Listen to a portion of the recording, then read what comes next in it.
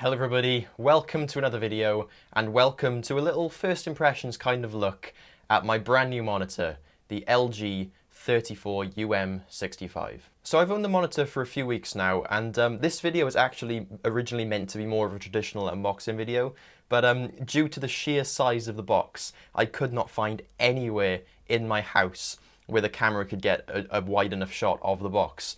So I've had to compromise a little bit with this video, but at this point I have owned the monitor for a few weeks now, so I'm in a good space really to give a little summary on what it's like to live with this absolute monster on a day-to-day basis. As some of you know, this isn't my first foray into the world of ultrawide monitors. Back about this time last year, I owned a 29-inch AOC ultrawide monitor, and I absolutely 100% just fell head over heels for the whole 21:9 form factor. It is absolutely incredible, and I am just as excited about it to this day. But money was a bit tight back then, and they were quite expensive. They come down significantly in price over the past year, and I ended up selling it and just moving back to a more standard 16:9 monitor. But a year on, a little bit more cash in the pocket, I decided, yeah, it's time to get my ultrawide game back on.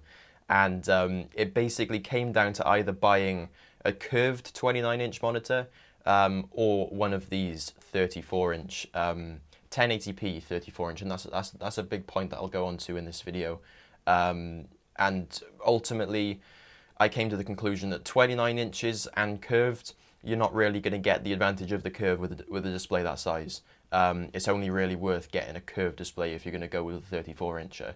So I decided to bite the bullet and buy one of these 34-inch 1080p monitors instead.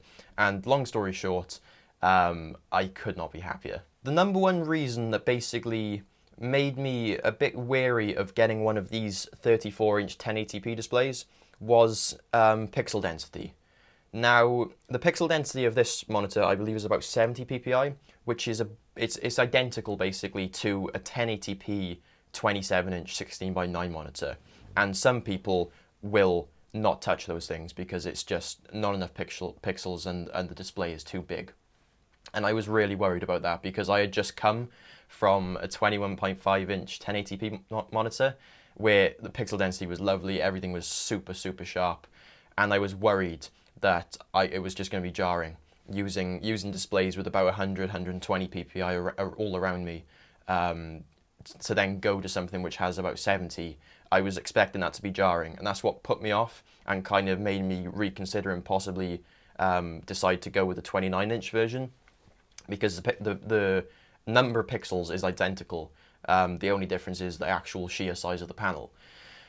But I am pleased to say that a couple of days after getting it, when I first turned it on, it was jarring. Of course it was, because coming from such a small display to such a massive display with not a huge addition of pixels, the elements were big. It's just a fact of life. On a display with a pixel density that low, the elements are going to be a bit bigger. But it wasn't as jarring as I was expecting it. I really was quite worried. I was expecting to... I basically bought the monitor saying, screw it, let's pick it up. If I don't like it, if the elements are too big, if the pixel density is too small, I can send it back and pick up a 29-inch curved monitor. But it wasn't as bad as I initially intended it. And by the time nighttime came and I was just doing stuff completely normally, it didn't even occur to me, and it hasn't occurred to me since. It's really not as big an issue as people make it out to be. Totally, 100%. If you have the money for a 1440p version of one of these, go for it, because you have so many more pixels at your disposal. But for me at least, it's still a massive advantage over a 16:9 1080p monitor. I get so much more done with what I do on one of these displays. And if anything, the sheer size of it, for content such as movies and games and stuff, pixel density and sheer number of pixels isn't that much of an issue. And if anything, it's an advantage in gaming, because I have a little 660, a GTX 660 in my Hackintosh, and I really could not see it pushing 3440 by 1440. It just could not do it. So if anything, having a slightly lower resolution has helped that card out in a little way. But yeah, I'm rambling a bit now. But basically, the resolution 2560 by 1080, I thought it was going to be a huge issue. After using the display for even just a couple of hours, you completely forget about it and you just begin using the monitor for what it is. And slightly related to that point is just completely ignoring resolution and curve versus no curve. The sheer size of the thing is just breathtaking.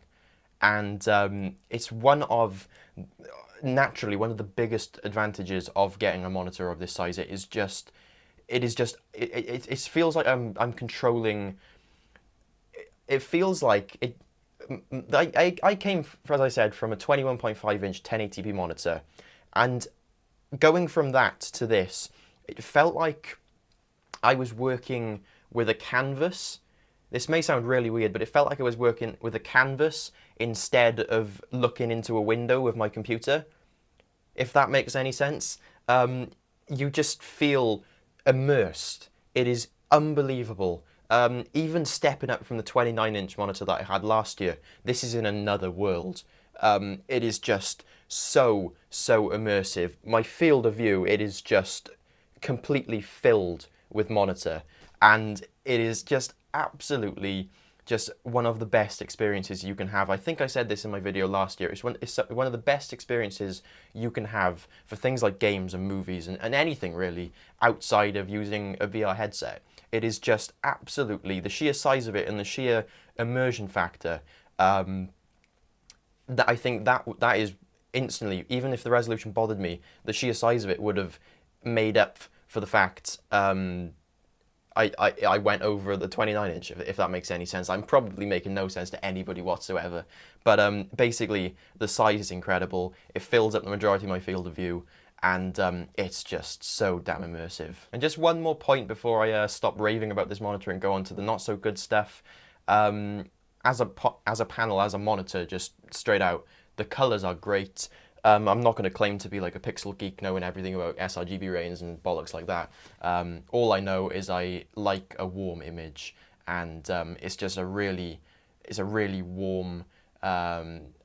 It's really hard to explain, but it's very. I think a lot of LG panels have it. The Dell panel I had that preceded this monitor, it was quite a cold image, which is good in some circumstances. It was really clinical and crisp and sterile, if that made sense. But these LG panels, in a similar in the one that I had last year in the AOC monitor, that was an LG panel. It's just got a really nice warm fuzzies, or not fuzzy as in, you know what I mean. It's just got a really warm, welcoming, friendly kind of tone, and I just really like that. In terms of backlight bleed, pretty much non-existent. I think I got lucky with this because I know on these 34 panels there's a lot of issues naturally with backlight bleed, but unless I'm really looking for it, I can hardly notice it, to be honest, even on a totally black background. And color shift, again, I know that was a massive issue and a massive complaint about people that adopted these early on because before curved monitors came into being, but it's really not an issue for me. There's even less color shift on this one, I feel, than that was on my AOC 29-inch monitor. Unless you're on like a really dark background or watching a really dark film, you can hardly notice it. So a curve would have been nice, of course, because it would have eliminated that. But then you introduce the issue of distorted lines and stuff. And I really, at this point, I don't know what I'd prefer, because the color shift, it's basically non-existent, and it doesn't bother me in the slightest. But yeah, as a panel, it's great. The immersion factor is just incredible, and the resolution isn't as big a deal as people make it out to be. So the first niggle I had with this monitor was basically within about 5 minutes of getting it. I pulled it all out of the box, plugged everything in. I'm running over HDMI to the Hackintosh, and booted it up, plugged everything in, expected it to work fine because why wouldn't it? And it just it booted up and it gave me like artifacts everywhere. It gave me the proper resolution. It defaulted to the right input and 2560 by 1080, but there was just artifacts everywhere. And my first thought was, oh shit, my graphics card has just died. But actually then I turned it off, Plugged my old monitor back in, worked fine. So I was like, okay, this isn't looking too good on the monitor's part. Plugged the monitor back in again, and it didn't give me the artifacts, but it kept on switching through inputs. It was going through VGA to DisplayPort to HDMI, and it was going through that cycle, and it was like, what on earth are you doing? So I just kind of put it aside. It was doing my head in. I put it aside for a few hours, plugged it back in then afterwards, and it worked fine. And it has worked fine since. Booting into Linux, Windows, OS 10, switching inputs, super quick. It's been perfect since. It just kind of caught me off guard when I first got it. And I don't know if that is a known fault with these models. I couldn't find anything on the internet, but it could just be just my panel. But yeah, that was one little niggle I had when I first got it. The second issue I've had with this monitor, and probably the biggest issue to be honest, is the fact that it decides to put itself to sleep when it detects a certain number of black pixels on the display. So if I'm watching a horror film, or if I'm in a game on a rainy night or something, and I walk into a wall or something where it goes really dark really quickly, or in a film, for example, it goes from a daytime scene to a nighttime scene, the monitor will just go, nope, I'm turning myself off. And I cannot find anything in the menus that kind of change it and stop that from happening. I have all of the eco settings, all of the green settings turned to complete minimum and off, just to see how I could turn this off, but there doesn't seem in the menus to be any setting, and I've spent hours in there, guys. If one of you know how to turn the eco settings off on these LG monitors, I will love you forever. But yeah, I just can't do it. So when I'm watching a film and I'm kind of just dozing off and just chilling out, and then bang, the display goes off, but I can still hear the audio. I'm like, bloody hell, this dark scene's going on for a long time. And then I wiggle the mouse, and it turns out it's actually the next day and everything's bright again. And I've missed about a minute and a half worth of the film.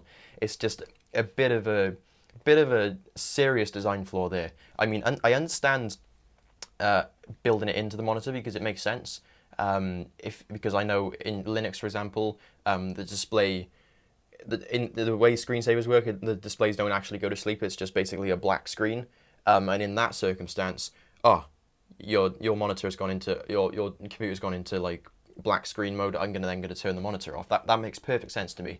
But just give us the option to turn it off, because it's doing my head in. And whether it's something I can fix in a firmware update, I do not know. But yeah, that is just a massive that's a pretty big issue, because one of the main advantages of these monitors is 21:9 CinemaScope movies look incredible. And if I have my screen going off 5-6 times while I'm watching every film, it takes you out the moment a little bit. So yeah, that's a pretty big issue. And last but not least, the stand. Now, I had similar issues with the stand on my AOC monitor that I had last year. It's not quite as bad as that one, but basically it's massive for one, so it takes up way more space on the desk than it actually has to, especially if you're cramming it in a corner like I have done there. The fact they call it height adjustable is basically a joke. There is 2 settings, and you have to basically unscrew a couple of screws, and there's about maybe that much difference you can get out of it. It's a joke. It is an absolute joke. It's hardly worth doing, to be honest. But yeah, the height adjust is a joke. The height adjust is a joke. And yeah, it's a bit nasty. It's glossy, and you know how much I absolutely hate glossy plastic. It is just evil stuff. And the entire base of this massive stand is glossy black plastic. So the slightest bit of dust your desk gets, instantly all is attracted to the base of that monitor, and it just makes it look really, really bad. When it does look new, when I first pulled it out of the box, the kind of transparent plastic made it did look like it was floating, but it's a bit cheap, and it's just a bit naff. A TV style like fork, like a split metal fork design would have been so much better, like they use on the UC line of monitors. So much better, so much more space efficient, and just so much better in every single way. But yeah, it does have a VESA mount, I believe. So like with my AOC monitor, if I wanted to, I could just get a desk clamp and just screw it to that. But yeah, that's the only three issues really I've had with this monitor. Aside from that, it has just been amazing. It has been absolutely amazing, and I've used curved 29-inch monitors in work since buying this, and the Samsung one in particular, I can't remember the model number because they're just ridiculous, but the curved 29-inch Samsung monitor with the VA panel, I've used it in work, and I don't like it. I am so glad, because basically the two 29-inch curved monitors that I was going to go with was either the LG one, the UC29 I believe it's called, or the Samsung one, and it was probably going to be the Samsung one. But the VA panel, it just looked really washed out and just not very attractive at all compared to the really warm tones that this panel has. It was just no comparison, and it just felt really small as well, going from a 34-inch to a 29-inch. It was just such a massive difference. Yeah, I'm just super chuffed with this monitor. It has improved my productivity again over my 21.5-inch 1080p monitor, and I just absolutely adore it for games as well, for racing games and stuff. Oh, it is just great. It is absolutely great. I'm going to stop rambling now. I have no idea how long this video is going to be, and it's going to be a nightmare shooting B-roll for it now. But if you have made it to the end, then my hat is off to you. Loads and loads of videos in the pipeline, guys. I really do apologise for the lack of videos lately, but there's a lot of stuff in the works, a lot of awesome stuff, so stay tuned. But yeah, as always, guys, I hope you enjoyed the video, and as always, I'll see you in the next one. Bye bye.